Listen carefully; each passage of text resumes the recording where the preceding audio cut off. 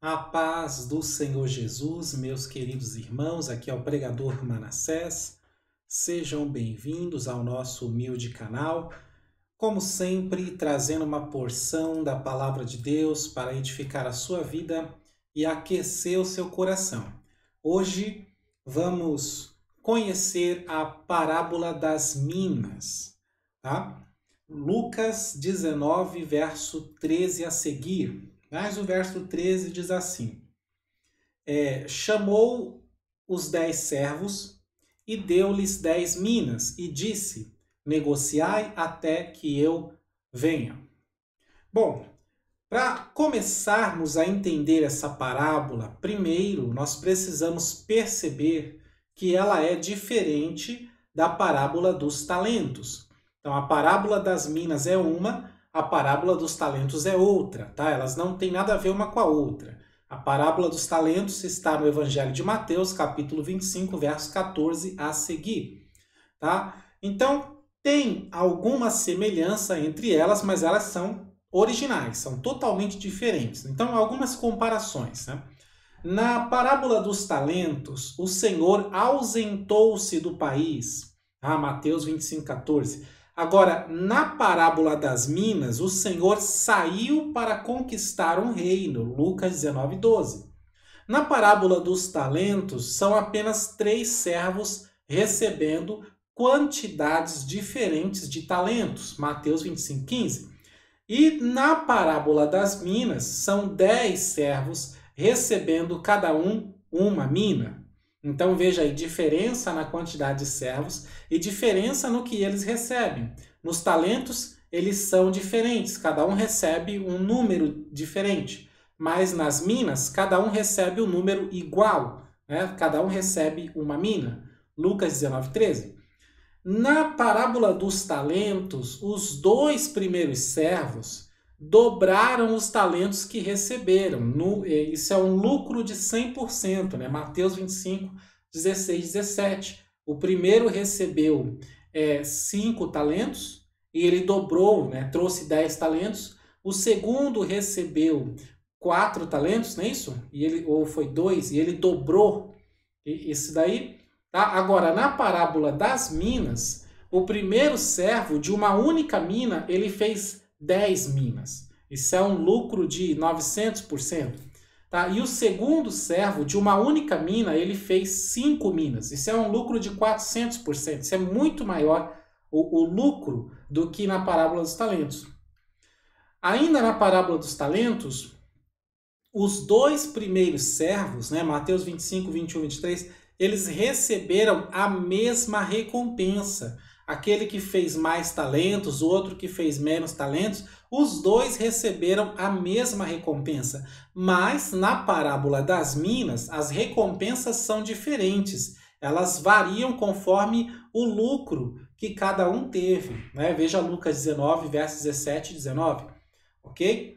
Na parábola dos talentos, o servo que não multiplicou o talento, ele não multiplicou nada, ele foi lançado fora, nas trevas. Isso é uma referência ao inferno, né? Mateus 25, 30. Agora, aqui na parábola das minas, aquele servo que tinha apenas uma mina e não fez nada, ele não aconteceu nada com ele, né? Ele não multiplicou a mina, ele simplesmente perdeu a mina que tinha e não recebeu recompensa nenhuma. A parábola não fala se aconteceu alguma coisa com ele, então imaginamos que não.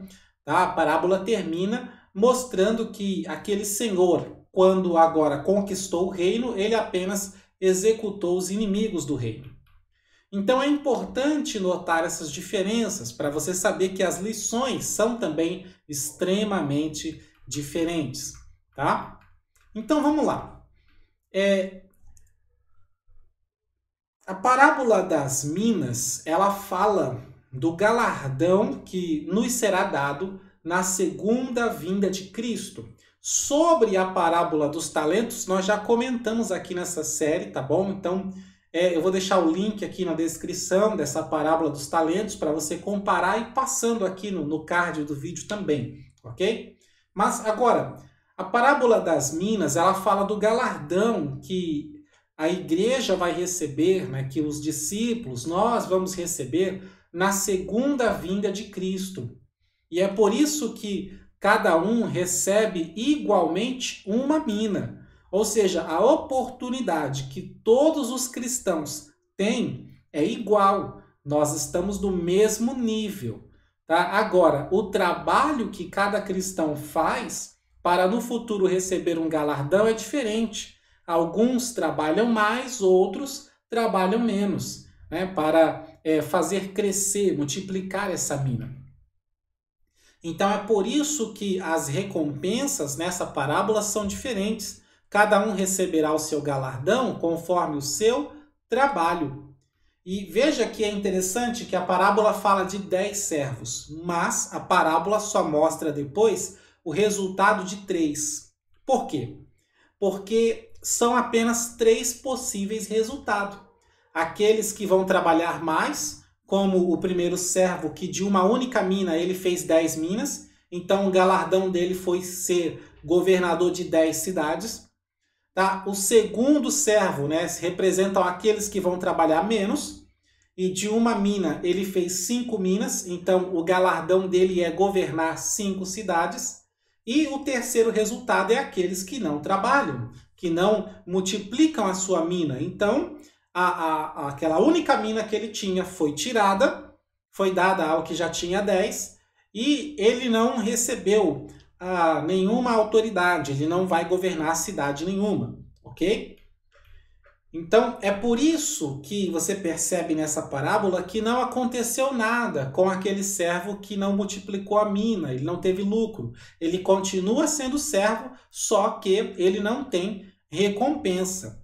Tá bom? Eu quero ler com você sobre esse assunto, né, parafraseando esse texto, para esclarecer melhor. 1 Coríntios, capítulo 3, nos versos 13 ao 15.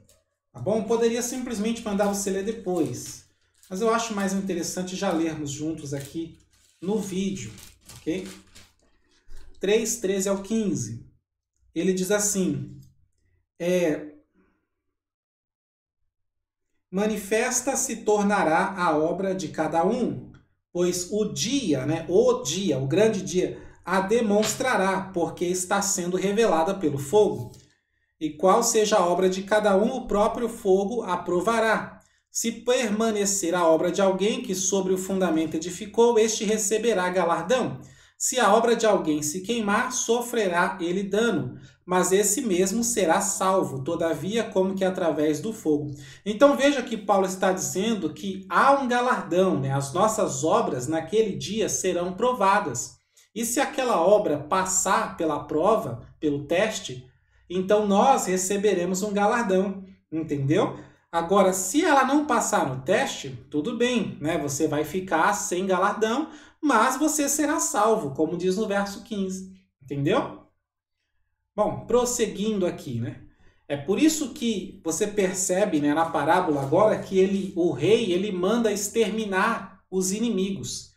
Porque é exatamente isso que vai acontecer na segunda vinda de Cristo. Tá? Então veja depois Isaías 63:6 e Apocalipse 17:14. Tá?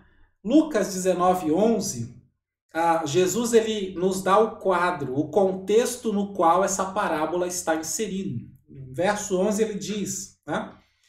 Ouvindo eles estas coisas, ele prosseguiu e contou uma parábola, porque estava perto de Jerusalém e cuidavam, ou seja, as pessoas achavam, né, cuidavam que logo se havia de manifestar o reino de Deus. Então o povo e os discípulos pensavam que a partir do momento que Jesus entrasse em Jerusalém, ele já iria restaurar todas as coisas a Israel, expulsar os romanos, reinar no trono de Davi. Então, antes de entrar em Jerusalém, Jesus conta essa parábola para ensiná-los a esperar. Porque a conquista do reino de Cristo não é um pedaço de terra na Palestina, ou Israel, não. Mas é a conquista do mundo inteiro, começando na cruz. A sua morte é a sua partida, a fim de conquistar um reino, onde ele vence o pecado, a morte e o diabo. E depois disso, Deus o exaltou sobremaneira e lhe deu um nome que é sobre todo nome, para que ao nome de Jesus se dobre todo o joelho dos que estão nos céus, na terra, debaixo da terra, e toda língua confesse Jesus Cristo é o Senhor, para a glória de Deus Pai. E agora? Agora ele vai voltar, tendo em suas mãos todo o poder nos céus e na terra, ou seja, o reino está conquistado. E na sua volta, os que foram fiéis no pouco aqui, receberão muito ali. Como ele fala, né? Veja Lucas 19, 17 e 19. Ele diz, foste fiel no pouco, então você terá muito. E o que significa isso, né? O verso 17 fala, você foi fiel no pouco e vai ter autoridade sobre 10 cidades. No verso 19 fala, terás autoridade sobre 5 cidades. O que significa essa autoridade sobre as cidades? Ora, é porque na segunda vinda de Cristo, né, após a segunda vinda, começa o milênio, que é o reino milenar de Cristo. E nesse momento, nesse milênio, nós reinaremos com Cristo. Tá? Apocalipse, capítulo 5, verso 10, diz assim, né?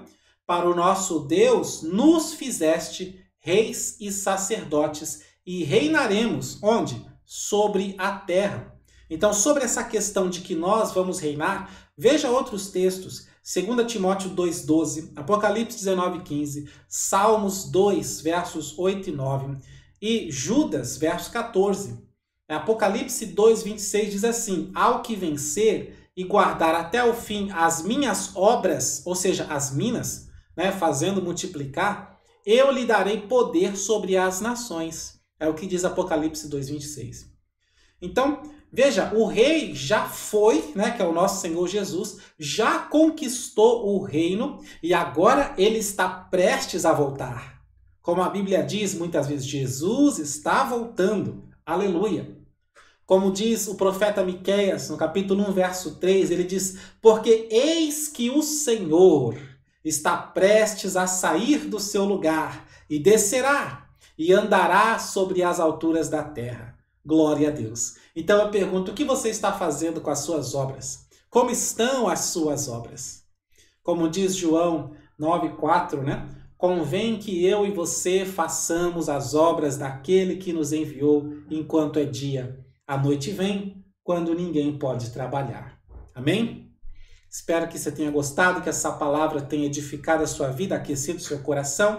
Tá? Deixa um like no vídeo para ajudar o canal, compartilha nas redes sociais e se você não é inscrito, se inscreve aqui no canal. Amém? Um abraço, Deus abençoe sua vida, família e ministério, em nome de Jesus.